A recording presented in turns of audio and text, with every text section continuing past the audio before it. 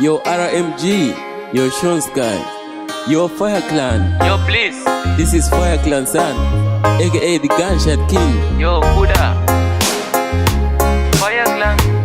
Sean Sky Production. Nowadays, taifambizana isu pasina anotukana, unamoni matambudziko pasina anosiyana, rudo harutengwi. Wakandikandisa mapumo pasi, rudo harutengwi. Wakandikandisa mapumo pasi, ndaedza kumbotaura baby unondirambira, asi dai wanditeerera. Vekodo ndizvo zvavanofarira, toenda mberi tisiri vaviri. Ndichatsvaga wangu asingade mari, rudo harutengwi. Wakandikandisa mapumo pasi, rudo harutengwi. Wakandikandisa mapumo pasi, rudo harutengwi. Wakandikandisa mapumo pasi, rudo harutengwi.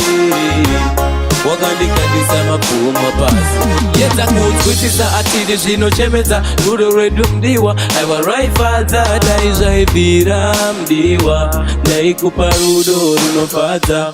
Ini ndozvibvunza ndega kuti mudiwa chii chandakatadza.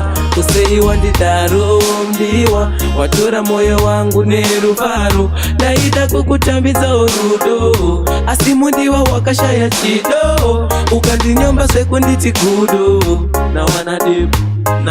Sean Sky Production. Rudo harutengwi. Wakandikandisa mapumo pasi, rudo harutengwi. Wakandikandisa mapumo pasi, rudo harutengwi. Wakandikandisa mapumo pasi, rudo harutengwi. Wakandikandisa mapumo pasi, ndaedza kumbotaura baby unondirambira, asi dai wanditeerera. Vekodo ndizvo zvavanofarira, toenda mberi tisiri vaviri. Ndichatsvaga wangu asingade mari, rudo harutengwi. Wakandikandisa mapumo pasi, rudo harutengwi. Wakandikandisa mapumo pasi, rudo harutengwi. Wakandikandisa mapumo pasi, rudo harutengwi. Wakandikandisa mapumo pasi. Yedza kunzwisisa atidi zvinochemedza, rudo rwedu mdiwa. Aiwa raifadza dai zvaibvira mdiwa, ndaikupa rudo runofadza.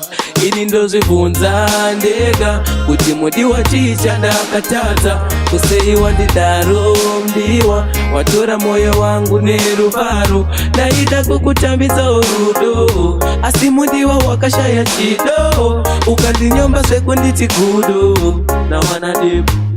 Sean Sky Production. Rudo harutengwi. Wakandikandisa mapumo pasi, rudo harutengwi. Wakandikandisa mapumo pasi, rudo harutengwi. Wakandikandisa mapumo pasi, rudo harutengwi. Wakandikandisa mapumo pasi.